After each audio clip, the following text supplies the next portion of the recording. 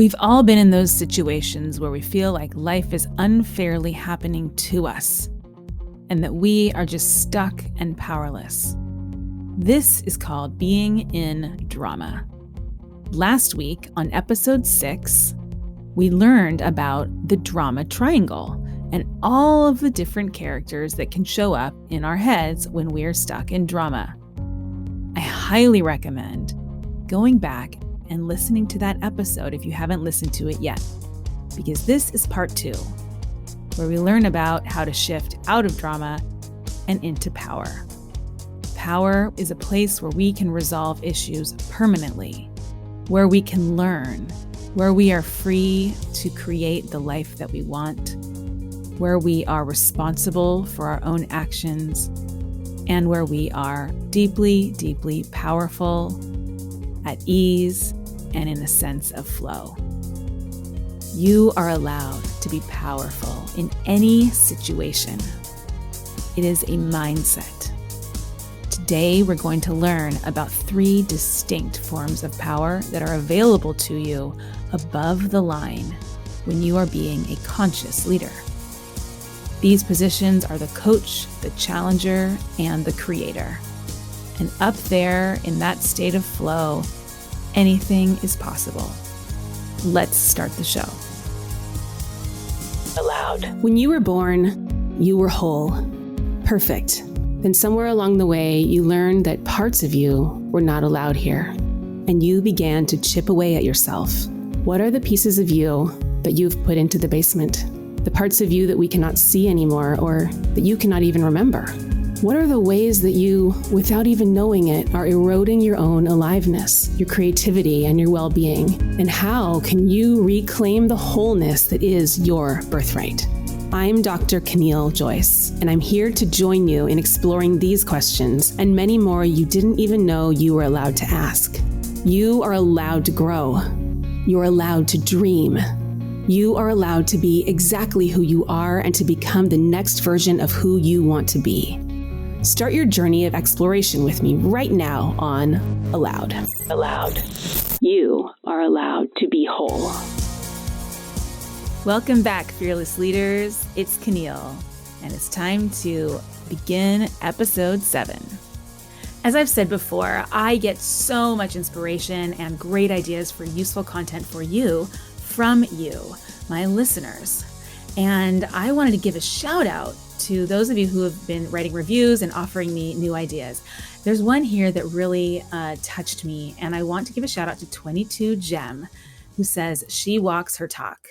Dr. Caneel Joyce is insightful, inspirational, and most importantly, walks her talk.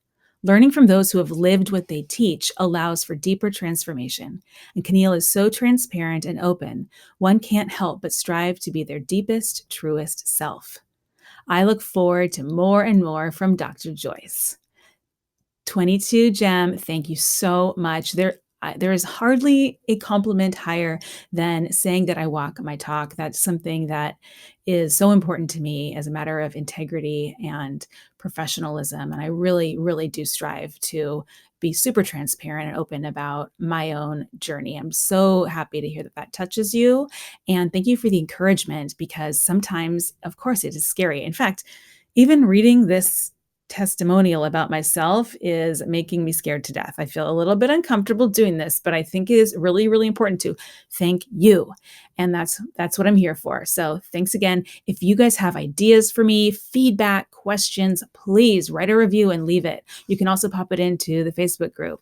And I read all of these, and it gives me ideas. And who knows, maybe you could come up with the idea for our next episode. So last week we learned about how to spot drama from a mile away, and we also learned that the fastest way to get into drama is to be right about something. So in the spirit of being a conscious leader, I'm letting go of the idea that I'm right, that I know exactly what you want to hear, how you want to hear it, and what you're trying to learn by being in this experience with me. I know your time is super valuable, and the comments that you've left me so far on Facebook and Twitter and email and in your reviews have been really, really helpful in helping me learn how I can best serve you. And that's what I'm here to do. I'm here to create a major transformation for you. And you are my partner in that. That's something we are co-creating together.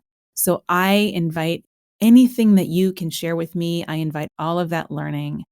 Please keep it coming. Ask your questions. Tell me what else you want. Tell me what didn't work for you. All of it's fair game. And you can do all of that right there in the review. I will read all of those. Thank you so much for taking the time to do it. It's super helpful. So we learned about how to spot drama a mile away. We learned about the mindset of powerlessness, where we believe there's a big threat out there, and that threat is a problem. It's a problem, and we don't want to feel our feelings about it. So instead, we go into non-consciousness. We go into victimhood. We go into villain mode, and we go into hero mode. And whichever flavor of powerlessness we take on, we are stuck in the same place. We're stuck below the line in drama. And when we're down there in the drama triangle, we cannot resolve issues permanently. We keep actually recreating them, and issues recycle. This is why we often end up experiencing the same drama again and again, regardless of the situation. The same, problems with our apartment, even if we've lived in 7 different apartments. We don't realize that we're helping to create these situations when we're in drama. And so, of course, they keep showing up. Really, I think this is our soul's way of saying, hey, wake up. Something's here for you to change. There's something better that you could be doing here. There's something that you could be creating that you are not, and you're not claiming your full power. So we know really well what it feels like to be in drama. It's where most of us are most of the time. It's just the human experience. But what does it feel like to be in a state of trust?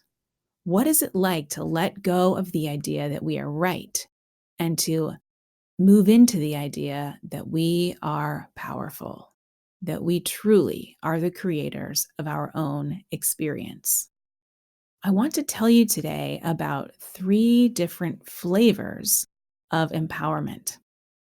And then we're going to talk about how we can access those, how we can shift from being below the line and in drama to above the line, to that way of being where we are powerful, creative, resourceful, and whole, where we can lead consciously, resolve issues permanently, take responsibility without any blame, have endless possibility, and where we can learn.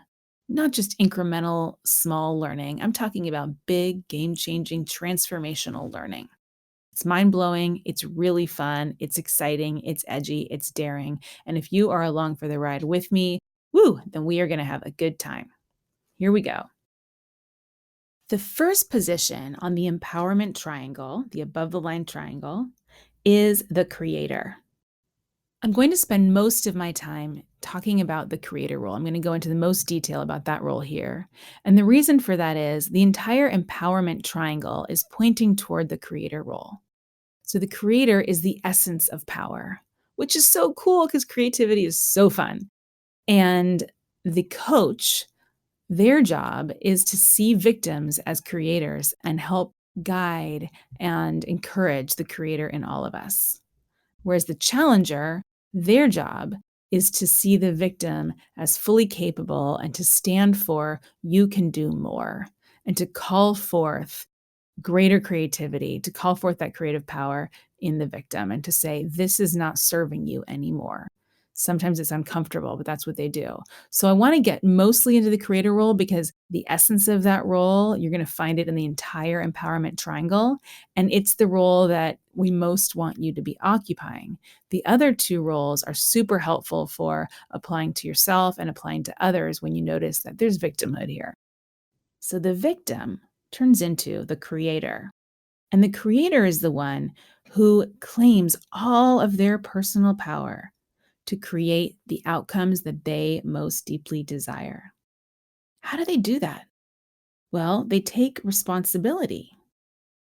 They take responsibility for the choices that they've made, including choices about the beliefs that they take on and choose to believe in, choices about the stories they tell themselves, choices about their mindset, the way they organize their day, the impact that they've had on others. What was their responsibility in creating that impact? Often we create circumstances without even realizing we're doing it. Often The creation of any given circumstance or issue started happening years and years ago. We got on a path that ended us here. We didn't realize we were doing it, but we did it. And the creator is insanely curious about finding out, where was I powerful and I didn't even know it? Where did I have some hand to play in creating this exact situation? They approach this whole thing with openness, curiosity. They're non-judgmental. The creator also is really keen on creating a vision that is clear and compelling and sexy. My word. So for me, I know that I've created a good vision that is one that's going to help me overcome any resistance I have to changing my life. If it's one that really turns me on, I mean, I can feel it in my body.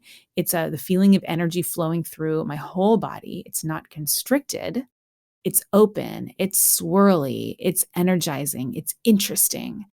And that's that feeling of attraction that you have. Sometimes you're walking by a cupcake shop and you see that yummy chocolate cupcake and you're like, ooh, I want that.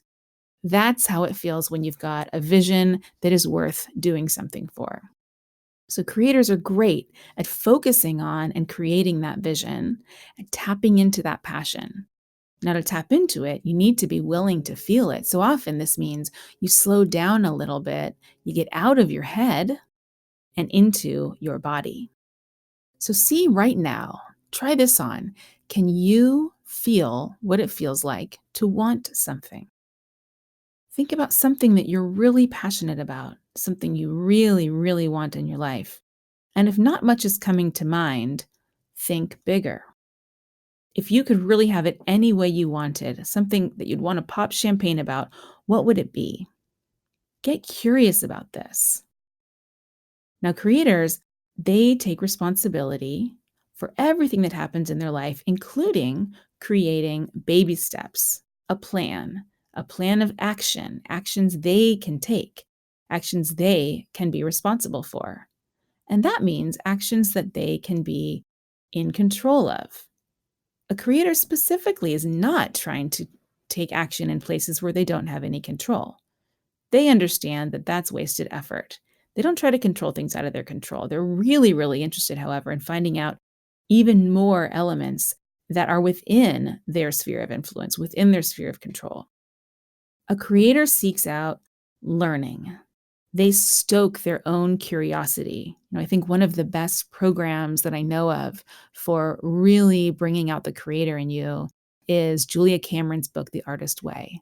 And this is a really, really powerful and fairly intense program. You certainly don't need to do all of the parts of her program to get the most out of it. But she has a couple of concepts that help you tap into your vision, the sense of possibility, and stoking your own curiosity. The two kind of fundamentals there are writing morning pages, which is a free-form morning journal that you write when you're still kind of waking up and just see what's in there, what's in the kind of semi-conscious mind.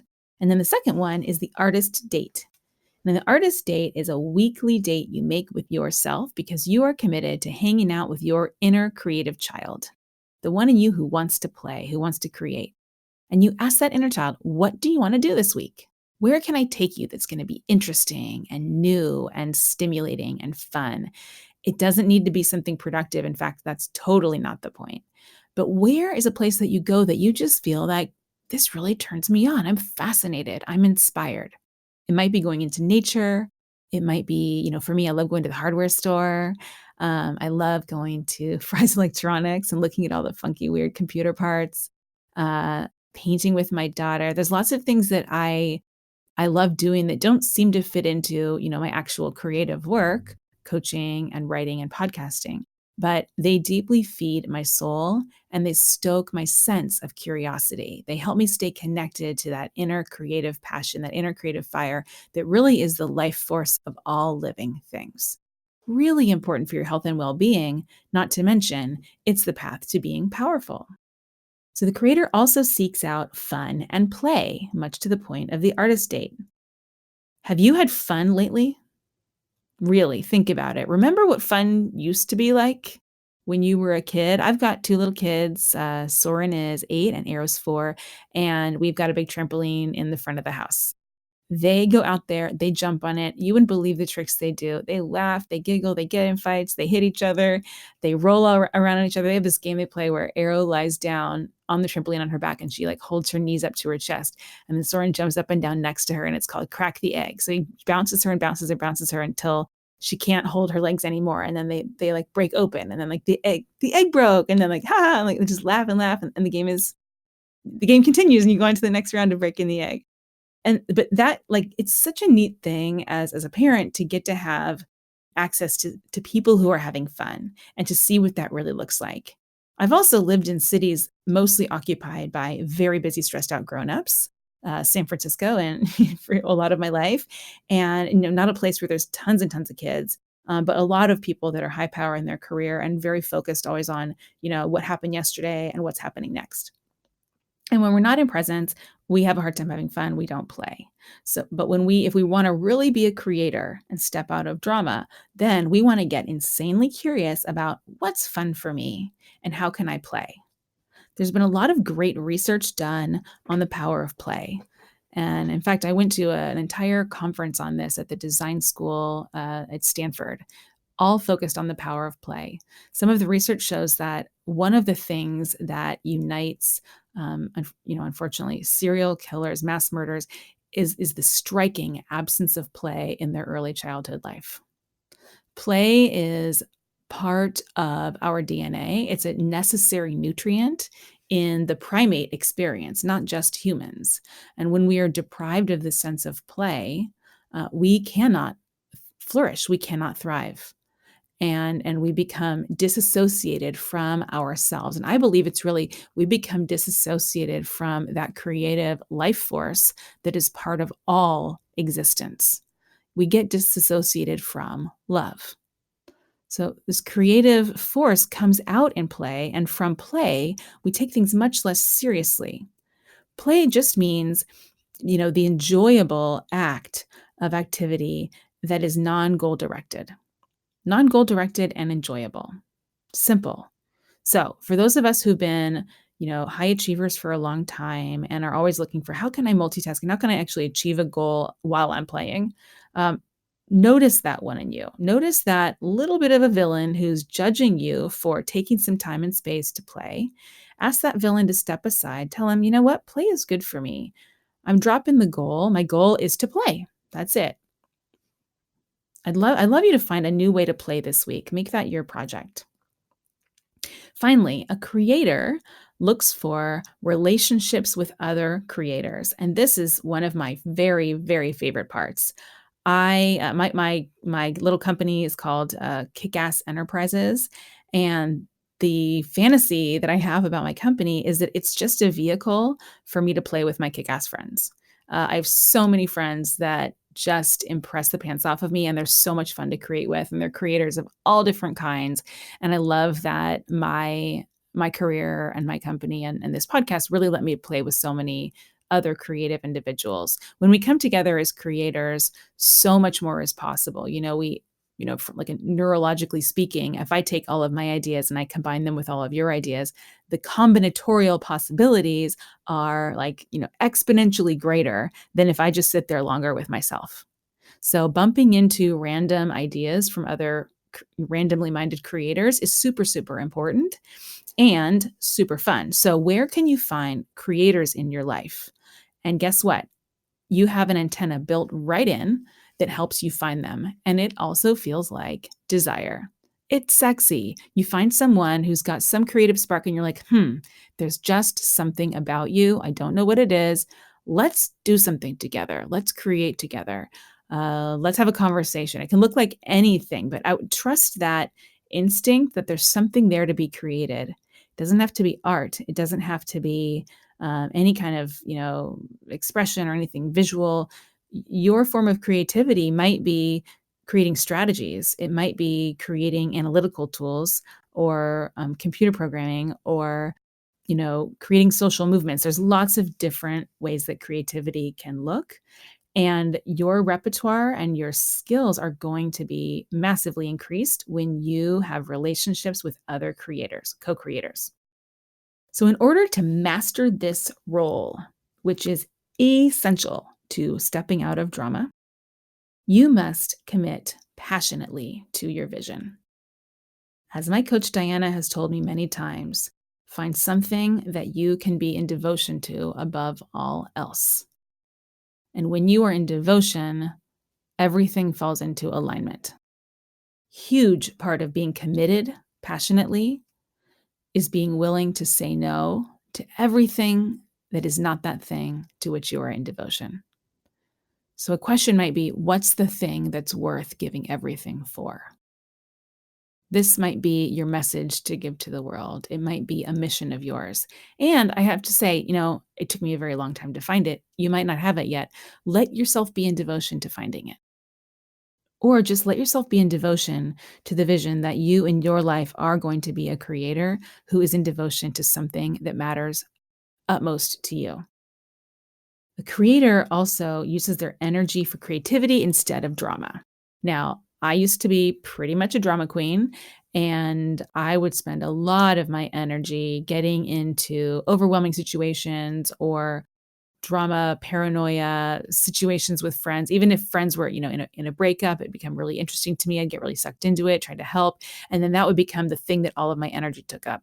Before that, it was like, I kept making mistakes. Like, oh no, another parking ticket. Now my bank account is like running out and I can't pay it. So now I got to go across town and like see if I can hustle this money this way and talk to this person. And it just was like, it got so complicated and it completely occupied my energy. And I became really, really skilled at hustling and getting myself out of, basically the errors that I kept making all over the place from not being in presence. And that became my art. And that was just really disappointing. Like, that is not how I want to spend my life. I don't want to put all of my creative energy into just solving mundane problems. I want to do something big here. I want to create something meaningful that's juicy to me, that is, that feels like it feeds my soul.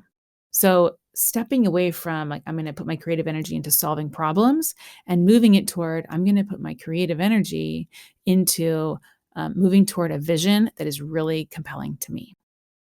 Creators also, they release their attachment to being right.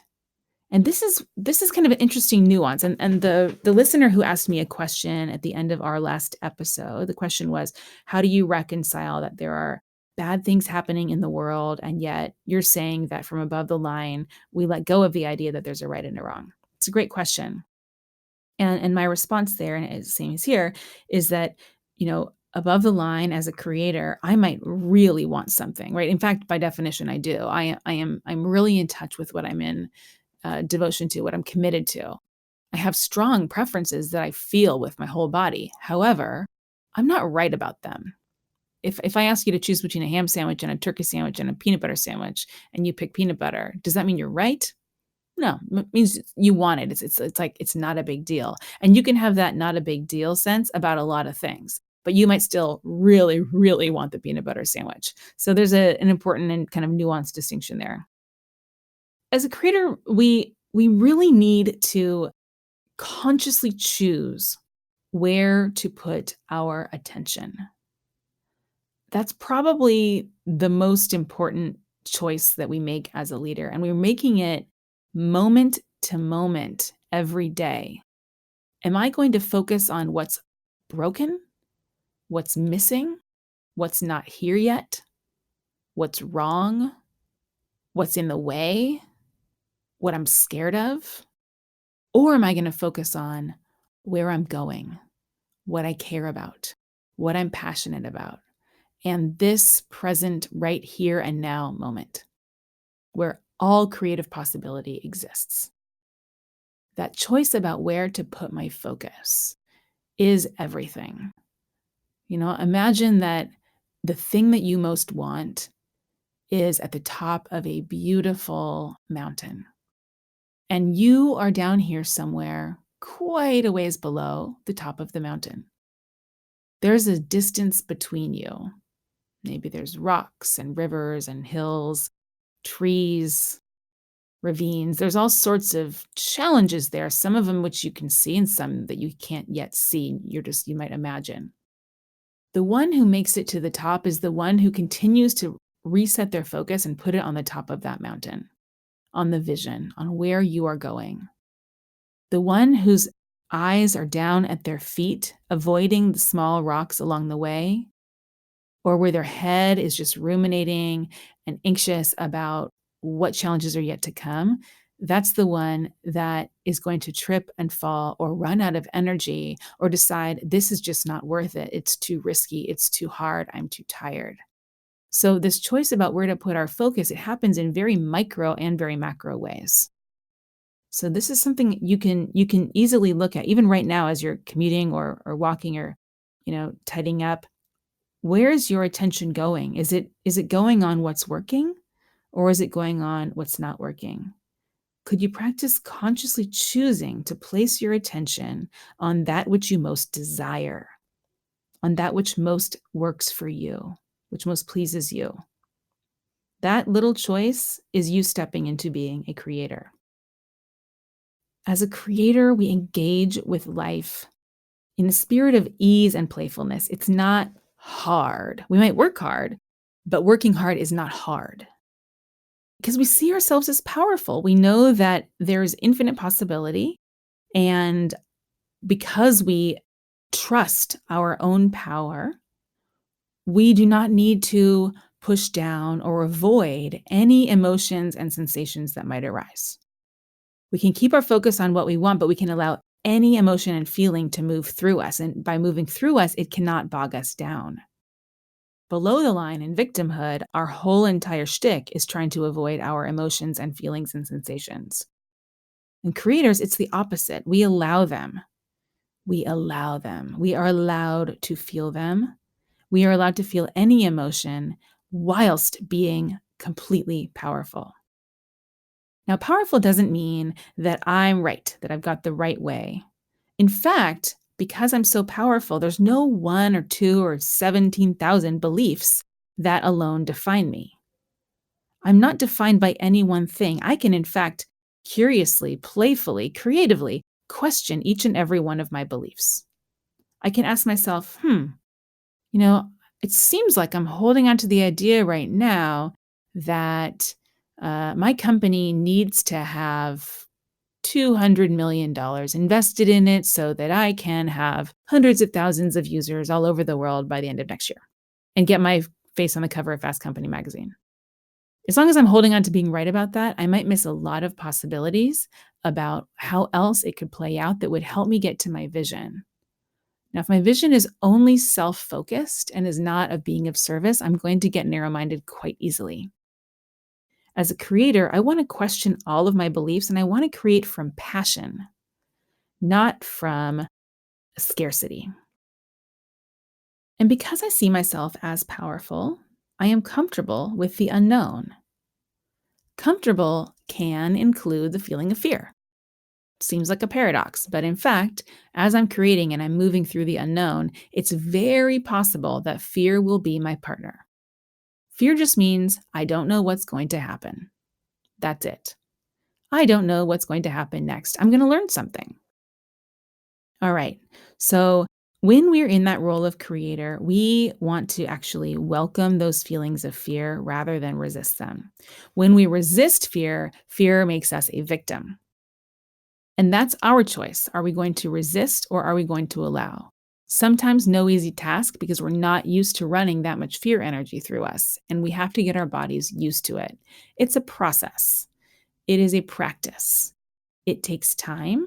Be patient and gentle with yourself and allow yourself to be a human. You are going to toddle and you're going to fall, and you will find yourself falling back into victimhood frequently. And that is welcome that experience. Every single time you slip, you get to learn. And the creator is much more interested in learning than they are in being right. So if we're in creator mode and we feel that fear coming, sometimes we might accidentally start using some coping mechanisms that'll send us deeper into victimhood. And I just want to name what they are because they're so familiar and they're fairly automatic. They're hardwired. You'll recognize all of these instantly. So, okay, I'm creating, right? I'm creating my own life. I'm leading my company. I'm making my podcast. I am literally making dinner for my family. I often am like, oh, geez, I'm scared. What criticism is coming my way from my picky child?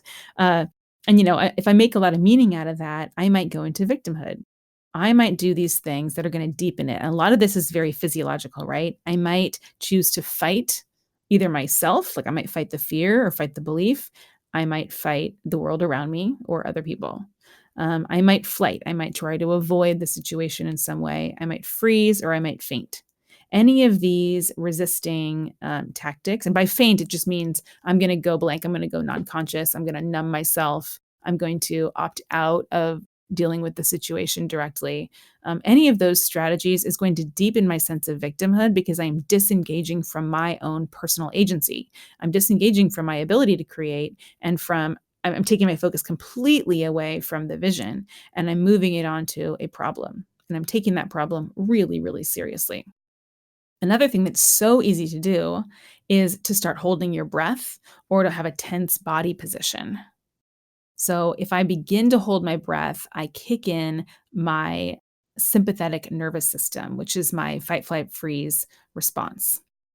And that is over time very, very taxing on my body. In the short term, it creates a stress response and my adrenaline starts going, my cortisol level raises, and which is really good for sometimes getting out of a genuine threat, genuine trouble. But inherently, inevitably, it narrows my focus. So when my focus is narrow, I'm going to be much more likely to think I'm right, they're wrong, or I'm wrong, they're right, or there's a threat here. And I'm going to stop seeing all of the many possibilities that are here. I'll be focusing on how am I powerless versus how am I powerful. And if I'm not being powerful, I don't have any ability to create anything new. A couple others that I'll just list briefly here. And if you're interested in learning more about these, please, send me the question about it. One would be avoiding uncomfortable sensations. So I'm sitting in a chair, I'm starting to feel a little bit of fear. I notice I'm clamping down on that fear, and now I'm feeling a lot of body aches. I keep trying to get away from the body aches. My back is achy. I'm shifting all around. Ooh, I don't want to feel that. I don't want to feel that. I'm creating tension in my whole body by trying to escape a feeling that is here. I'm disconnecting from the reality of my own sensation. We can do this equally as well with maintaining any addictive behaviors. It's the same. I'm trying to avoid an uncomfortable situation. Or, I numb out with the TV.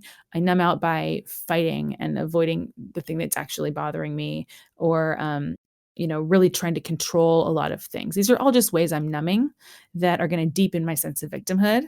So as a creator, the invitation is allow those feelings and sensations to come through. Remember that you are powerful and that there's infinite possibility here, and focus on that vision with an insane sense of curiosity and passion. Like really letting yourself feel is huge. And then you can play and have fun with it. So that is the creator role. And above the line, the victim becomes that creator. And that's really the essence of the above the line experience. The second flavor in the empowerment triangle is the challenger. And what the challenger does is they apply loving pressure and they sometimes use discomfort to provoke others to take action. They call forth something new. And this can look like, I believe in you. I see something more in you than you are taking ownership of right now. And I see that it's possible. And I stand for you bringing that forth. I stand for you owning your power. I stand for you taking responsibility. I stand for you courageously becoming self-aware or aware of your impact, aware of the many things that you have control over. And often this comes out like, grr, I'm angry. And the anger can really be of service if it's not coming from that villainy position of blame and criticism. Instead, it's coming from more is possible. Bring it forth. Now, the challenger is looking to change patterns that are no longer serving either that person or the situation. They do this by encouraging and kind of holding that mirror up and saying, you need to face what's no longer of service here. They're not defending their own beliefs, but they're raising up that mirror and saying, this is no longer of service. They're all about action. So when we're in challenger mode, we are interested in facilitating action that is kind of action that takes responsibility for outcomes, right? We want to encourage people who are in victim mode to go into that creator mode. So we want to find limiting beliefs, like what's the thing that's in the way? So say that I'm challenging someone who's in victim mode, which is one of my favorite things to do as a coach. I'm going to be looking for, how are they holding themselves back? What's the self-limiting belief that's at play here? A lot of people have a belief like, uh, you know, I I can't because I never have before, which is absurd because the only way that you can is if you do something you never have done before. It's the only path through. Also, it's absurd because, in fact, you have done it before. It just took a different form. So there's always some like analogous experience to draw from. Maybe you weren't a CEO before, but you did organize a birthday party. There's always something that you can draw from. And as a challenger, I'm going to be standing for, you do have the resources. You are complete and whole. You are resourceful. You're creative. You're whole, and you can bring all that power forth. They're insistent and rigorous about making conscious what was previously unconscious. And this can be quite uncomfortable for the victim who's receiving that challenging. It's one of the reasons why, I do recommend, if you're looking for a coach, to find somebody who is a very skillful challenger, because without that ability um, to be able to stand in that sometimes uncomfortable space of growth where something that was previously in the shadows and unconscious is becoming conscious, to be able to stand there, without going to blame, and also without getting scared and seeing you as a victim and shying away. Like, that takes quite a bit of character and resilience and skill, actually. So looking for, who are the people in my life who are willing to do that for me, who are willing to say, here's a blind spot. And if you're interested in playing this role for others in your life, what I've found in my own personal experiences, if I hold on, say that I notice that you've got a self-limiting belief, or there's a big blind spot there, something that's seeming to be kind of operating non-consciously for you. And I'm interested in you becoming conscious of that, because I think that pattern's not serving you or a situation. If I hold on to that belief too long, that story too long in myself, and I don't act on it by challenging you, I might slip into villainhood, or I might slip into seeing you as a victim, or I might see myself as a villain. I might start blaming myself for having that thought. There's something really imperative, in my experience, about when you see an opportunity to challenge, checking in and being like, am I above the line right now? Am I seeing them as a villain, or am I seeing them as a creator? And if the answer is creator, immediately I go for it. And I just trust. And one of my own pieces of personal integrity as a coach is, I want to go into every single coaching session willing to be fired. Because if I'm not willing to stand for you becoming fully conscious, I am not doing my job for you as a coach. And in general, this has served me really well. It often stirs things up. It's tons of fun. We all learn, and then we become really good friends. You'd be amazed at the challenges I've given and how deep those friendships have become now. So it's really possible to do this role in a way that's very, very loving. The key, I think, for me is I really trust myself that I'm in integrity and that I'm coming from love. I don't work with people that I don't feel that with. If there's something that's triggering to me about that person, I know there's something going on non-consciously over here in me, and I'm not going to try to resolve that on you. That's a professional ethics thing for me. I seek out opportunities to challenge those that I really feel like I feel myself staying in that state of love and that state of trust when I'm with you. And there are lots of people all of us have in our lives that we love. And it's an important thing to look at those we love and say, is everything here serving them? Is everything serving you? Is there something else that you're really wanting from them? You're really wanting for them?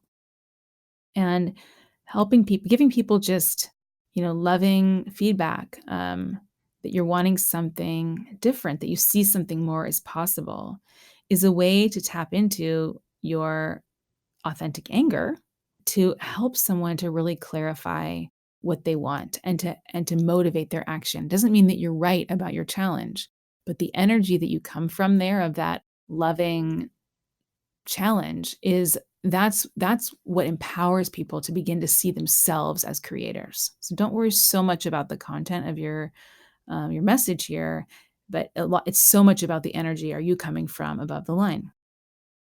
So to just put this in contrast, a challenger is one who questions any and all beliefs and judgments, For them, there is no right and wrong, good and bad, black and white. The villain, on the other hand, is really, really convinced they're right and that there is a wrong and that you are wrong. The villain has an incredible sense of time urgency, whereas a challenger is spacious. They might want it now, but they're not panicked. They're not convinced they're right about the timeline. And because they see others as whole as opposed to as victims, they can give people space with that presence of challenge to come to their own growth and realizations on their own. Essentially, here, the challenger has an embodied skill of being able to stand in the face of uncertainty and discomfort and strong emotions, both theirs and others, and to stand in those with ease and presence and awareness and resilience and love. It is courageous to challenge, and it is loving to challenge. And if you tell me a person who's changed the world, that is a challenger. It's a role that in our culture, we do not exercise often enough. We are so quick to go into blame. And we often blame the challenger, thinking, oh no, it's really important that we keep the peace. We shouldn't make anyone feel bad. I can't make anyone feel bad. That's kind of up to them. But I certainly can support someone by raising their self-awareness. And sometimes that might be uncomfortable. And in fact, discomfort is a huge ally in changing. So if they want to change, I can be an ally for them in helping them to have a safe space to feel that discomfort of self-awareness and to realize there really is something new that I want here. So I think this is one of the most exciting and exhilarating roles to play. It's certainly one that most of us are not super practiced in and haven't seen role modeled very, very well.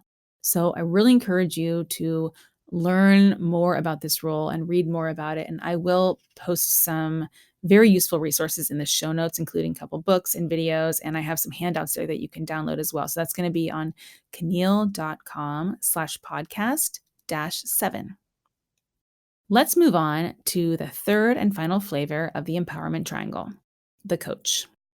Now, by coach, I don't mean someone like myself who is a professional coach and gets paid for that as their job.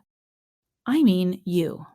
I mean that part of you who encourages, invites people to see themselves as powerful, and facilitates people in making progress, helps them get clear on what they want and what actions might be involved in getting there, helps them make baby steps, helps them create plans, small and large, but things that are practical and grounded in reality. How can you make it real?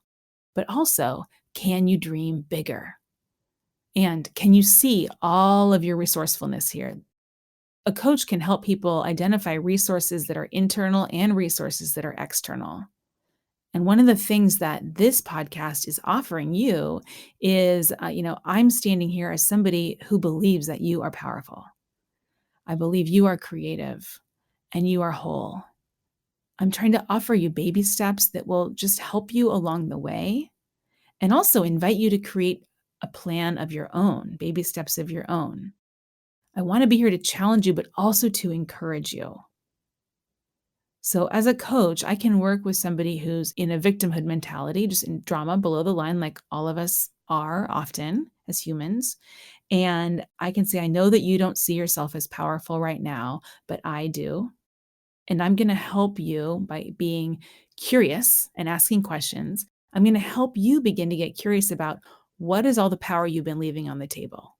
Often as victims, we like to think that none of it's our fault and that all of this is happening to us and we had no part in playing it. And a coach can help you identify what are all of the things that actually are in your control. And sometimes that might mean, how can you take responsibility for creating these here circumstances, this exact situation? How can you take some responsibility for this situation, even if you don't like it, being here right now? And can you even appreciate yourself for creating it? In my world, we believe that we create situations, often subconsciously, to design learning experiences for ourselves. So I may not like that this happened to me, but in some way I helped create it. because I'm trying to wake up to something. My soul is trying to learn something, and I'm sick of the pattern I've been stuck in before. And many of you have heard in earlier episodes me talk about the challenges that I faced with my back. And my back pain was certainly, it played a challenger role in my life. For a while there, it felt like it was a villain. But in in healing, I only began healing when I recognized that that was a challenger for me, that that was something there asking me to wake up to how did I create this situation? What did I do to create that body pain that I was in and the way that it really kind of shut down my life and my emotions for a while. And when I was able to see it that way, I was able to work with all of the learnings there. In retrospect, I realize I was a brilliant learning designer for myself. I mean, to give myself that big of a learning challenge at age 25, I am so grateful that I went through that at age 25 and not at age 50. I learned so much about my body, myself, my emotions. So these learning situations, the coach helps a victim to begin seeing that they were the creator of these learning situations. And that helps you to find all of your unclaimed power, all of the stuff that you could take responsibility for. Finally, coaches are really great at creating satisfying, sustainable results, not temporary results, not little quick fixes, but a sense that you're building something stable. You're building brick on top of brick, and that there's something here that's going to be lasting for you. We want to be careful as a coach that we don't fall back into that hero role that is our below the line role here. A coach is not ever trying to fix. We don't see a problem that needs fixing. We see a person who has created a learning situation and is completely capable of creating a new situation and of learning from this one. So instead of trying to create solutions, we help by asking questions and helping people to identify what they really want. A hero might be really focused on diagnosing the problem, whereas a coach is really interested in clarifying the vision for the future, the vision for the solution. They're also interested in what can we learn here? Like that's a really fun activity for a coach, where as a hero might be actually trying to steer away from the learning to avoid any discomfort, any suffering. A hero would avoid conflict, whereas a coach sees all dialogue, all debate as another opportunity to learn, not something to escape from. And essentially, they can do that because they believe that the person they're working with is a creator. They're not a victim. The coach appreciates the value of pain and suffering. They appreciate the value of the challenge of learning. And by really having that genuine appreciation and the genuine curiosity, they can call forth that creator in all of us. So these three roles, the coach, the creator, and the challenger, these roles they make up the empowerment triangle, the above the line triangle. And these are the roles that we can occupy when we are in a state of trust. When we find ourselves in drama, when we find ourselves really feeling rigid and stuck and powerless, we can test out and see, is any of these roles going to be a useful path out for me? I want to mention that also there are additional paths to shifting into these roles. One set of these paths is something called shift moves. And in a future episode, we'll dive deeper into shift moves. But shift moves include simple things like doing some deep breathing exercises, wiggling your body around, organizing a drawer, acting out a silly persona that you notice is at play, you notice yourself kind of acting like a drill sergeant. You could make that way bigger and act it out, especially in front of people, is really funny. Anything you can do to create levity and laughter and that sense of play can help you to shift above the line. These shift moves can help you find a little bit of space so that you can identify, are you really willing to shift above the line? And often the answer is going to be, no, I'm not. We don't want to fool ourselves into believing that we are above the line when we're not, because then we're really missing out on the opportunity to learn whatever it is that we're trying to learn by being below the line. So I want to encourage you guys not to rush this.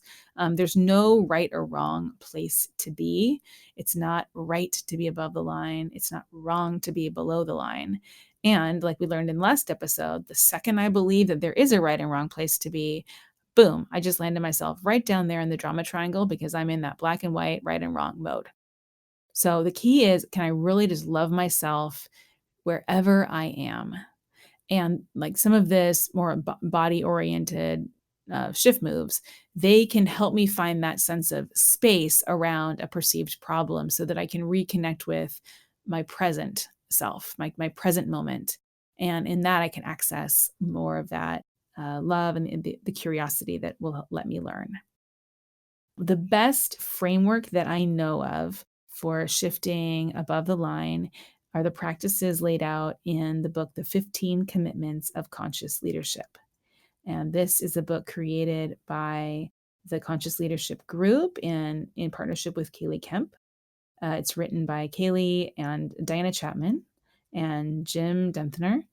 And it's a fantastic book, really rich. It combines practices from a whole bunch of different streams of work and gives you a really solid toolkit for how you can work on shifting. And this is a great deal of the work that I do with my clients. And we're going to have lots and lots of episodes that cover different tools in this toolkit, including a lot that I've adapted and invented on my own. And I really highly recommend checking out their website, which is conscious.is. And it has lots and lots of tools, free resources, and some excellent videos. And there you can learn about these 3 roles and some of the shift moves that I just described.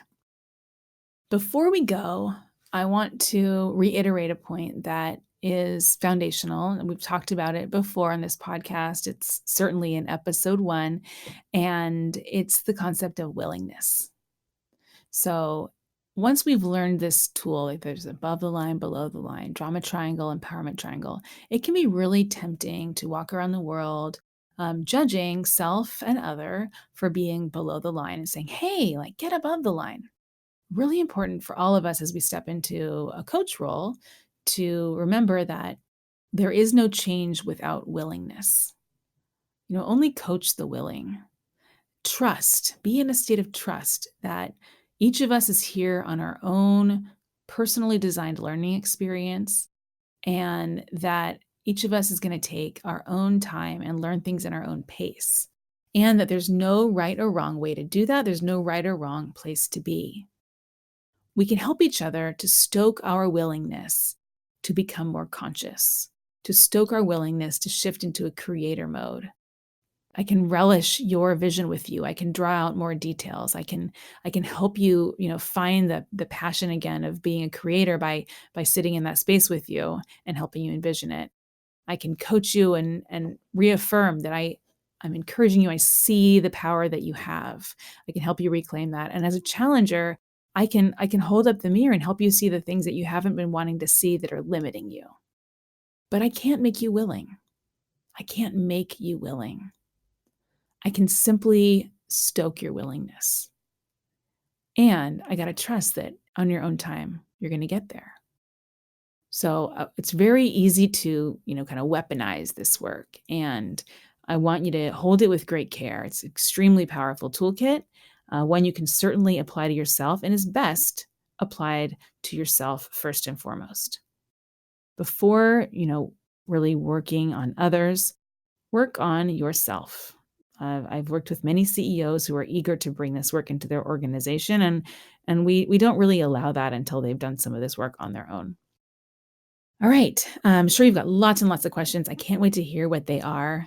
I would love you to leave me questions in your review on iTunes. We'll dive more into these topics with more depth later on in future episodes. And in the meantime, please come and download some tools to help you find the willingness to shift above the line and to occupy these awesome roles in the empowerment triangle. Go to caneel.com/podcast-7 Now, I hope to stoke your willingness by enticing you with the subject of next week's episode, which is how to live in your zone of genius. I remember when I first heard that term, zone of genius, it just tickled me and I felt that instant, ooh, what is that? And did you know what? Everyone has one. Everyone has a zone of genius. Above the line, I'm committed to living in my zone of genius. That's one of my key commitments. And what that means is I'm going to spend most of my time and most of my energy in areas that feed me, that feed my soul, in the areas where I am naturally talented and skilled, and where I find myself getting more energized, more life-giving, where I'm in creative flow, where I lose my sense of time. These are activities that I would do even if I needed to pay to do them. So the key here is we're going to discover what our zone of genius is, and then we're going to get committed to living in it. This is something that we'll talk about in many episodes, and I cannot wait to dive into it with you next week. Come back and let's get into your zone of genius.